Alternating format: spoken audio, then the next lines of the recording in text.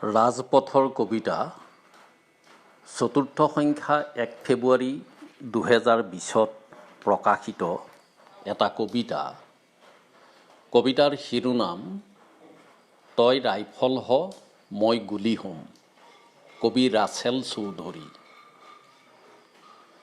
তই এখন মৰা নদী পাহৰণিত পোত যোৱা, তই এটা নীলা শিয়াল টোপনি ভাঙিবলৈ শেষ নিশা হোৱা দিয়া, তই এটা কুকুৰ চামৰাৰ জোতা মুখত লৈ ফুৰা, তই এটা শগুন মৰা খোৱা, এডাল চিগাৰেট বুকু জ্বলোৱা, তই এজাক নীলাজ ৰ'দ শুকান পুখুৰীত দুপৰীয়া চিত হৈ শোৱা, তই এটা কাউৰী কাৰো ছালত বহিব নোৱাৰা, তোৰ কঁকালৰ ভাজতেই এদিন বাট হেৰুৱাইছিল এটা চৰায়ে, কান্ধ আৰু ডিঙিত খোদিত ভাস্কৰ্যত ডুবি ডুবি সাঁতুৰিছিল এযোৰ চকুৱে, গধূলি পৰত উভতোতে তোৰ ওঠত হাঁহিছিল এখন জীয়া নদীৰ মুখে, তোৰ ঘোঁৰাশালত এতিয়া টোপনিৰ বাগিচা, তই ভাষা জ্ঞানহীন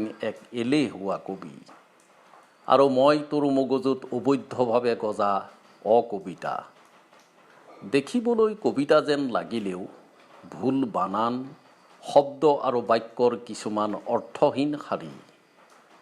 কফিৰ পিয়লাত তই মোৰ বাবে আছিলি সাগৰীয় ঢৌ, তই এটা ৰাইফল হ মই গুলি হ'ম, মোক কলিজাত ভৰাই ফুটাই দিবি এখন নগৰৰ বুকু, তই এটা ৰাইফল হ মই গুলি হ'ম।